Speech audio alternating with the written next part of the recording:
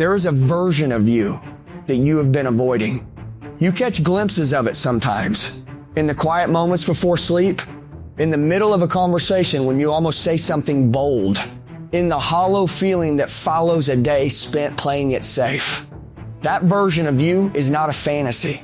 It is not arrogance. It is the truest thing about you. And somewhere along the way, you decided it was safer to pretend that version did not exist. You were not born small. Nobody is. You came into this world with no concept of limitation, no understanding of failure, no fear of what other people might think. You reached for everything. You fell down and got back up without a second thought. You had no ceiling, no filter, no script telling you what was or was not possible for someone like you. Then, life happened.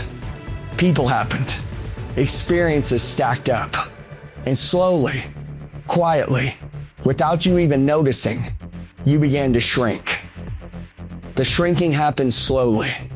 It rarely comes from one dramatic moment. It comes from the accumulation of small ones.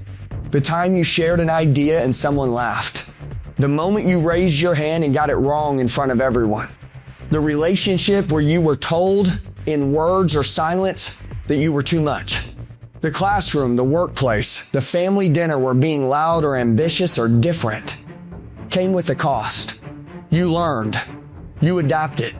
You became good at reading the room and shrinking yourself to fit inside it.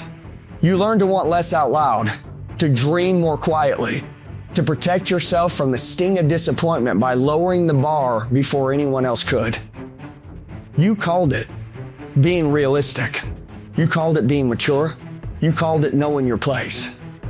But it was none of those things. It was fear. And fear has a way of dressing itself up in very reasonable clothes. Here is what nobody told you. The shrinking does not protect you. It just makes the cage more comfortable. The lie you were taught to believe. At some point, most of us absorbed a story about who we are and what we deserve. Maybe it was taught explicitly. Maybe it was modeled by the adults around you who were themselves playing small. Maybe it was delivered through years of subtle messages that certain doors were not for people like you. That story became your operating system. It ran in the background of every decision you made. The jobs you did not apply for, the conversations you avoided, the relationships you settled for, the dreams you quietly buried. You did not even notice it was happening because the story had become indistinguishable from reality. It stopped feeling like a belief. It started feeling like the truth. But here is what is actually true. A story you inherited is not a destiny you are required to live. The ceiling you see above you is not made of concrete. It is made of old thoughts. Repeated so many times, they harden into something that looks permanent. And what was built by thought can be dismantled by thought. What it actually cost you to stay small. There is a tax on playing small that most people never calculate. They focus on the risks of going big, the judgment, the failure, the vulnerability, but they rarely sit with the cost of the alternative. Staying small costs you your energy. It takes tremendous effort to suppress who you really are, to rein in your instincts, to edit yourself before you speak, to manage the exhaustion of performing a version of yourself that does not quite fit. You are burning fuel every single day, maintaining a smaller life than the one you were built for. Staying small costs you your relationships, because when you shrink yourself, you attract people and situations that match the shrunken version.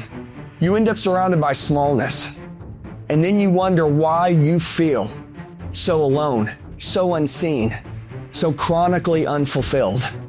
And staying small costs you your sense of self. Over time, you lose track of who you actually are. The dreams start to feel embarrassing instead of exciting. The ambition starts to feel like delusion. And one day you look in the mirror and you're not quite sure when you became this person.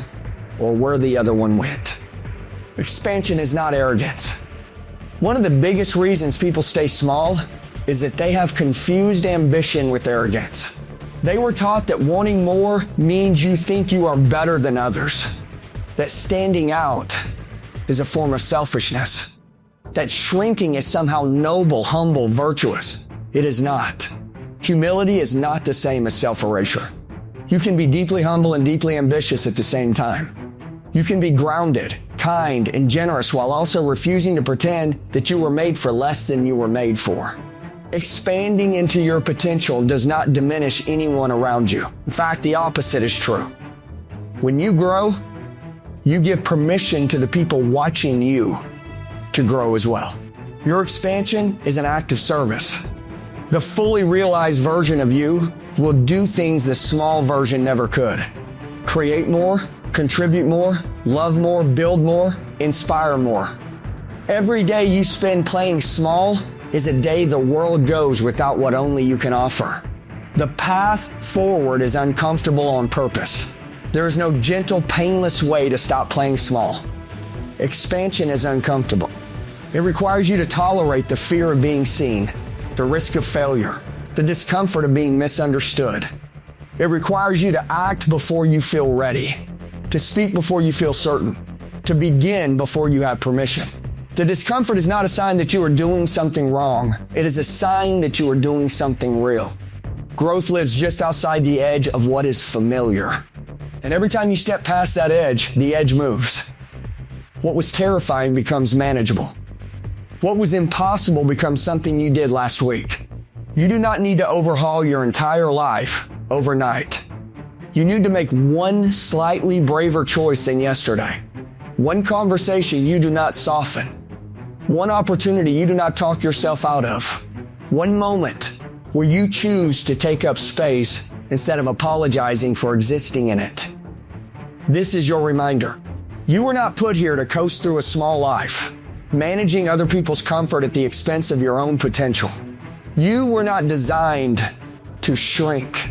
You were not built for a ceiling. The dreams that keep returning to you, the ones you have pushed away 100 times because they felt too big, too risky, too much, they keep coming back because they belong to you. They are not accidents. They are not delusions. They are the clearest signal you have about what you are supposed to be doing with the one life you actually have. The world does not need another person who managed to get through life without making too many waves. The world needs you. The full version. The unedited version. The version that has been waiting quietly behind every safe choice you ever made. You were never meant to stay small. And some part of you has always known that. You have known it every time you held yourself back. You have known it every time you walked away from something that called to you. You have known it in the quiet, honest moments when the noise dies down and you are left alone with the truth of who you actually are. The only question left is what you are going to do about it.